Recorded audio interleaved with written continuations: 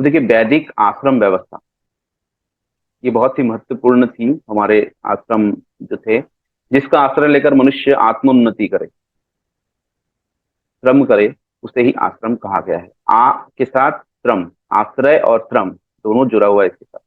तो अलग अलग आश्रम के साथ क्या है, अलग अलग जो है उनके कर्तव्य है, उनके कुछ जो है दायित्व है हमको निभाने पड़ते हैं। तो अलग अलग आश्रम में अलग अलग जो है उनके दायित्व होते हैं मनुष्य के। जिस जिस आश्रम में आप जब जब होते हो तो उसके कर्तव्य होते हैं, कुछ उसके कुछ कर्म होते हैं जिनको आपको करना होता है। तभी आप उस आश्रम में कहला सकते हैं कि मैं अभी इस आश्रम में हूँ।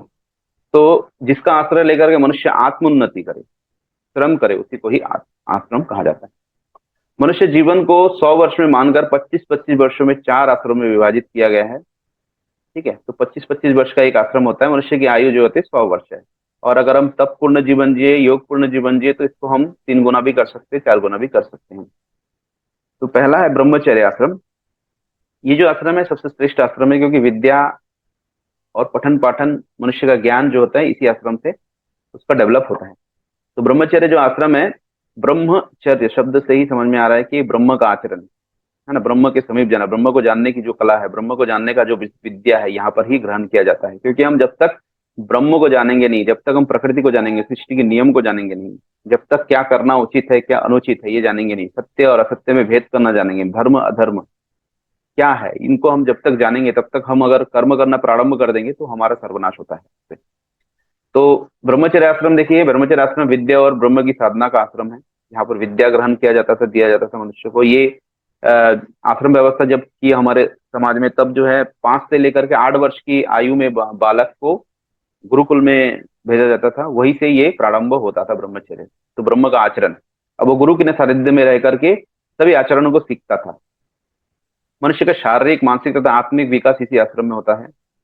इस आश्रम में इंद्रियों के नियंत्रण एवं संयम पर अधिक बल दिया जाता है। देखिए, इंद्रिय संयम पर बहुत अधिक बल दिया जाता है इसमें। और आज की विद्या, जिसे हम विद्या कहते हैं, उसमें क्या होता है, इंद्रियों को जितना बढ़ा सको, जितना भौतिक वस्तु को इकट्ठा कर सको, भौतिक वस्तु के प्रति जितना आपका आकर्षण होगा, भौतिक उन्नति जितना करोगे आप उतना ही सक्सेसफुल।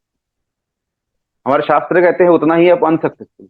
जितना ही आप भौतिक उन्नति करेंगे उतना ही आप अनसक्सेसफुल है, क्योंकि लौट के वापस आना पड़ेगा सक्सेस की तरफ। एक्चुअल में क्या है, मुक्ति। जिसका मन शांत है, जिसने मन को जीत लिया, वही सबसे बड़ा सक्सेसफुल है।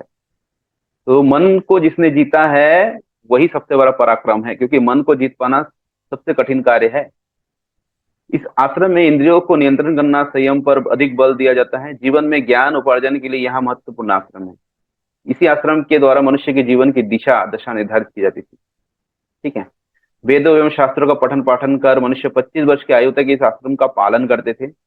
आज के परिप्रेक्ष्य में अगर देखा जाए तो 25 वर्ष की आयु तक मनुष्य की शिक्षा दीक्षा पूर्ण होती है, इसके बाद वह गृहस्थ आश्रम में प्रवेश करता है।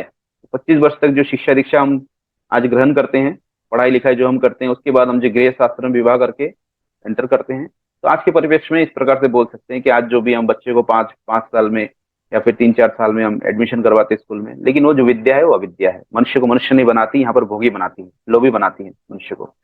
तो इस प्रकार से था ब्रह्मचर्य आश्रम। ये श्रेष्ठ आश्रम था। इसमें इंद्रियों पर नियंत्रण, मन को कंट्रोल कैसे करना, क्योंकि ब्रह्मचर्य जो आश्रम होता है यहीं पर जो है मनुष्य को एक दिशा दी जाती थी, तुम्हारे जीवन का क्या उद्देश्य है यहीं पर बताया जाता था। तो पहला भाग आपका अगर सही गया तो अंतिम भाग भी सही ही जाएगा। तो प्रथम भाग में ही उनको बीज बो दिया जाता था अंदर, मनुष्य के अंदर, प्रथम भाग में ही। कई लोग बोलते हैं ना, मूर्ति पूजा नहीं करेंगे तो फिर हमारे बच्चे फिर क्या करेंगे, उनको मूर्ति पूजा में मन लगता है। आप एक बच्चे को अब जब तक मूर्ति पूजक नहीं बनाओगे, उसको मांस भक्षण करना नहीं सिखाओगे, वो सीखेगा कैसे? आपसे ही सीखेगा, वो समाज से ही सीखता है देख करके। ठीक है, जब हम सिखाएंगे ही नहीं ये चीजें, हम उनको जो वेदों की शिक्षा है उनको अगर देंगे, वो उसी प्रकार से उनकी मानसिकता डेवलप होगी। तो ब्रह्मचर्य आश्रम में हमें ये सिखाया जाता था। तो आज जो भी हम सिखाना चाहते हैं बच्चों को, तो इसी आश्रम के अंदर हमें उनको ट्रेनिंग देना पड़ेगा, उन्हें बताना पड़ेगा कि क्या होता है, क्या सही है क्या गलत है। उनके सभी उत्तरों को हमें, प्रश्नों के उत्तर हमें देने पड़ेंगे, लॉजिकली तर्कपूर्ण उत्तर देने पड़ेंगे। आज के बच्चे जो होते हैं, आपको तर्कपूर्ण उत्तर के बिना संतुष्ट नहीं होंगे। वो सभी, प्रत्येक मनुष्य का वो नेचर होना चाहिए कि तर्कपूर्ण उत्तर हो, कोई विज्ञान पूर्वक उत्तर उत्तर होना चाहिए, ताकि जिसको माना जा सके, बुद्धि जिसको एक्सेप्ट कर सके। तो ब्रह्मचर्य आश्रम में ये शिक्षा दीक्षा दी जाती थी।